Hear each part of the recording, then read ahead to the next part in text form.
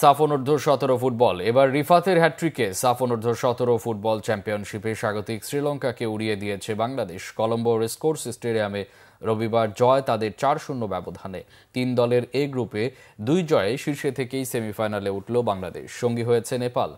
গত বৃহস্পতিবার নেপালকে ৪-০ গোলে উড়িয়ে সেমিতে এক পা দিয়ে রেখেছিল বাংলাদেশ। আগের দিন নেপাল ২-০-তে হারিয়েছিল শ্রীলঙ্কাকে। রবিবার শ্রীলঙ্কার বিপক্ষেও ম্যাচের শুরুতে জ্বলে ওঠে গোলাম রব্বানী ছোটনের দল।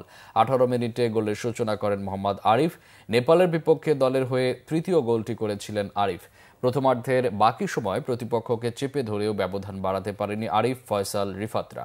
তবে দ্বিতীয়ার্ধের খেলা শুরুর তৃতীয় মিনিটে রিফাত কাজীর কল্যাণে গোল পেয়ে যায় বাংলাদেশ। ৬৪ মিনিটে রিফাতের ফের গোল, সাব্বিরের দূরপাল্লা শট শ্রীলঙ্কার গোলরক্ষক রুখে দেওয়ার পর ফিরতি বল জালে জড়ান রিফাত। ৮৯ মিনিটে হ্যাটট্রিকও পূর্ণ করেন রিফাত। ৪-০ গোলের বড় জয়ে কলম্বো রেসকোর্স স্টেডিয়াম ছাড়ে লাল সবুজের দল। বয়সভিত্তিক টুর্নামেন্টে ২০১৫ সালে অনূর্ধ্ব-১৬ আর ২০১৮ সালে অনূর্ধ্ব-১৫ শিরোপা জিতেছিল Bangladesh. Defending champion Bharat record ৬ বার, পাকিস্তান একবার চ্যাম্পিয়ন হয়েছে।